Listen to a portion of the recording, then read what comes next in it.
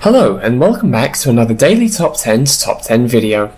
As a Top 10 special, Daily Top 10s has partnered up with one of the world's largest financial services companies for this video, Holborn Assets, in order to answer the top 10 Brexit questions being asked by people before the UK referendum takes place on the 23rd of June 2016, whereby the UK will decide whether to stay or leave the EU for good. If you are unaware of what the Brexit is, stay tuned and you will know very shortly. When and for what reasons did Britain join the European Union? Obviously, the procedure for Britain to join the EU took many years, and there were many obstacles for Britain until it finally reached an agreement. In January 1960, the United Kingdom and several other countries that were not included in the European Economic Community had formed an alternative organisation, the European Free Trade Association. Great Britain, however, soon realised that the EEC was a more effective concept from an economic viewpoint and decided to join. What exactly is the EU? The European Union is an economic and political union of 28 European states. The EU unites 500 million people, and its goal is to open borders for free movement of goods, services, money, and obviously people. The European Union is a unique international formation. It combines features and aspects of international organisations and states, but formally is neither one nor the other. The Union is not a subject of public international law, however, it has the authority to participate in international affairs and plays a major role in them.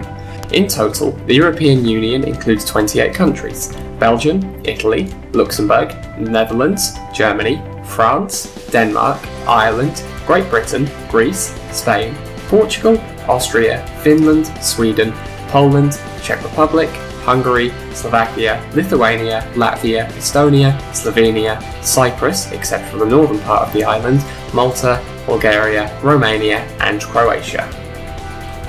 What does Brexit stand for? The term Brexit is formed from the combination of the words Britain and exit, similar to Grexit, which was obviously Greece and exit, and it refers to a scenario in which the United Kingdom exits the European Union. In recent years, it has been one of the most discussed topics in the EU. According to opinion polls conducted in the UK, 43% of the population of the country insists on the necessity of Brexit.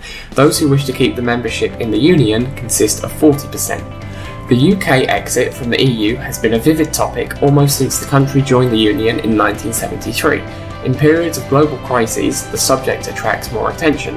At this time, the reason for such an active discussion is the migrant crisis. According to David Cameron, Prime Minister, a social protection system operating in the UK makes this country an attractive place for refugees. Since the UK's social protection system cannot be touched because of the migrants, the Prime Minister proposes to refuse providing social benefits to foreigners or to introduce a similar system in all EU countries. David Cameron has 4 requirements which, if accepted by the EU, makes the Brexit scenario irrelevant.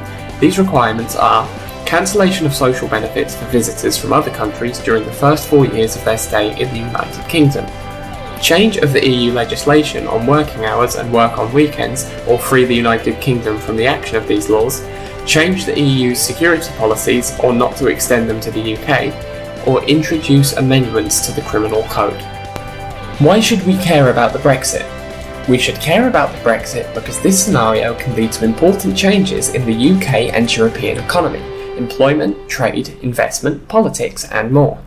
When analysing this possibility in terms of economic aspects, we can predict that the decline in direct foreign investment and foreign trade of the UK can cause a drop in GDP to 2.5% a year.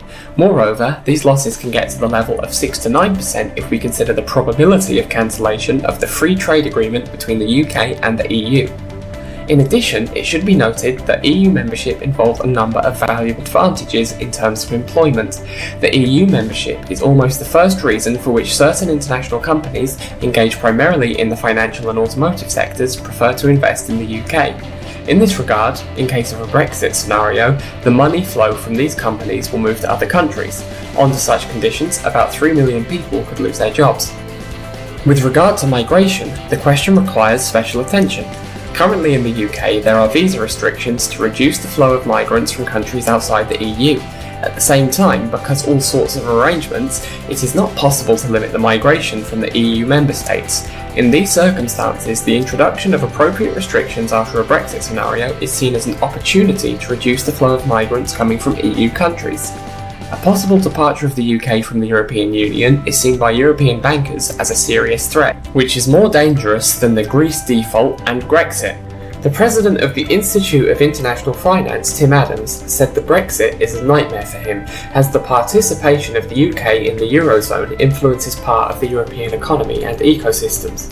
General forecasts are reduced to the fact that a Brexit may shake the EU's stability and undermine the credibility of a single European currency and the stability of the bloc's economy. Donald Tusk, president of the European Council, went even further with a frightening prospect about an EU collapse in case of a Brexit. International banks and rating agencies also believe that a walk out of the EU would harm the British economy. According to their forecasts, the pound sterling could drop by 5 to 10% against the dollar and the euro.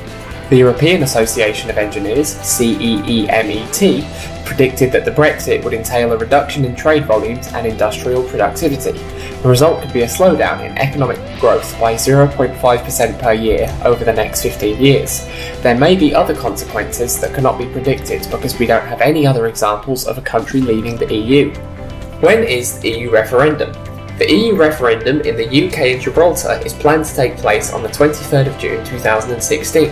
The Electoral Commission proposed the wording, which has been approved by MPs. Should the United Kingdom remain a member of the European Union or leave the European Union? The options for voters will be remain a member of the European Union and leave the European Union. Finally, a chief counting officer will announce the total result at Manchester Town Hall. What could happen in Britain if it leaves the EU? Many experts are horrified by the idea of Britain quitting the EU, in particular as most British businesses recognise that it is not to their benefit to leave the EU. This is due to the fact that more than 50% of Britain's trade flows are with the EU, and trading costs in the EU are some of the lowest globally. If the British majority votes to leave the EU, most of the alternatives to a full EU membership are unattractive. There would be 5 models for the future to choose from. The first is to join the European Economic Area, a solution adopted by all but one of the European Free Trade Association states, but the EEA now consists of just small countries, Norway, Iceland and Liechtenstein. The second option is to try and emulate Switzerland, the remaining EFTA country. It is not in the EEA, but instead has a series of 20 major and 100 minor bilateral agreements with the EU. The third is to seek to establish a customs union with the EU, as Turkey has done, or at least to strike a deep and comprehensive free trade agreement. The fourth is simply to rely on normal World Trade Organization rules for access to the EU market. The fifth, preferred by most Eurosceptics, is to negotiate a special deal for Britain alone that retains free trade with the EU but avoids the disadvantages of the other models. It would, however, probably be extremely hard or even impossible to negotiate this in a post-Brexit atmosphere. What are the economists' views on Brexit? Much of the economical impacts, positive or negative, would depend on the trade deals Britain managed to negotiate with the EU and rest of the world after its exit. The best case scenario, according to think tank Open Europe, is that the UK would be better off by 1.6% gross domestic profit a year by 2030. That is assuming that the UK carried out widespread deregulations after its Brexit and managed to strike favourable trade deals. The think tank adds, a far more realistic range is between a 0.8% permanent loss to GDP in 2030 and a 0.6% permanent gain in GDP in 2030. The Centre for Economic Performance at the London School of Economics says the worst case scenario is a 6.3% to 9.5% reduction in GDP, a loss of similar size to that resulting from the global financial crisis of 2008 to 2009. The best case, according to their analysis, is a loss of 2.2% GDP throughout, although it does not take into account as a wide range the factors of Open European study. Therefore, there is quite a strong consensus that a Brexit would bring a heavy short-term disadvantage and a long-term economic advantage can only arise if the UK would be able to negotiate highly beneficial trade conditions, a path that cannot be taken for granted at all. What are the arguments for staying? The UK economy is deeply integrated with its European allies, economically, militarily and culturally. It's likely that a Brexit would lead to plummeting stock markets and an economic recession, possibly worse than that of the 2008 financial crisis. Trade. Britain exports 45% to the EU and avoids export fees. Also an EU member, Britain can obtain better trade deals because of the size of the EU. EU budget. The estimated income per household for the UK from the EU is at £3,000 per month, while the cost per household is estimated at £340. Regulations. The EU combines 28 national standards into one single standard, reducing red tape and generating a benefit for business. If in the EU, the United Kingdom can contribute to this in contrast to just accepting it from the outside. Immigration. Leaving the EU does not mean reduced immigration. Also, currently, other countries in the EU, like Germany, have higher immigration flows, also from inside the EU. A Brexit would also mean restrictions and hassles in order to travel to the EU, e.g. visas for visits for a holiday in France, annual driving tests for the British inhabitants outside the UK, and this could also again reignite requests for a Scottish independence.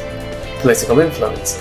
The UK Parliament's Joint Committee on National Security Strategy has warned that leaving the EU would risk crucial connections being missed in the war on terror and minimise political influence in the North Atlantic Treaty Organisation. What are the arguments for leaving? Trade. Britain can negotiate new EU trade deals, also taking a strong economic position in order to make bilateral trade agreements to China, India, and the United States, for example, without being bound by EU law or other coordinative efforts. EU budget. The UK can stop spending £350 million sterling on the EU every week. This sum could be spent for economic stimulus, research, and new industries, as well as education. Regulation. Regulation is perhaps the Eurosceptics' biggest focus. When trying to show how much Britain might gain from leaving the EU, all the costs of EU regulations are summed up. Leaving the EU could return control over EU regulations areas like employment, financial services, and health and safety regulations. Immigration. Britain could choose a more beneficial path than the current system, which offers an open door to all EU citizens and blocks non-EU immigrants who could potentially contribute more to the society. Political influence. Britain is just another member of the EU. Being outside the EU, Britain could use its strong economic position and negotiate better trade deals with international institutions, fostering free trade with important partners. If Britain left, could we come back? It is highly likely that even after a Brexit, it would be possible for Britain to step back into the EU, but this would then probably be under a weaker political position than the current one, leading to long-term disadvantages like higher regulations, higher contribution to the EU budget, a weakened political position, and maybe some trade tariffs. In other words, exactly what Eurosceptics are trying to get rid of. If in a post-Brexit world the economy is blossoming, there could be of course a chance to rejoin the EU with even higher individual benefits. This however seems like an unlikely path, since a referendum would most likely not be a favourable decision for the EU if things work out fine for the EU after a Brexit. So, now you have heard all about the Brexit, whether or not you can vote, which way would yours sway? Let us know in the comments below. Holborn Assets, the financial services group of choice.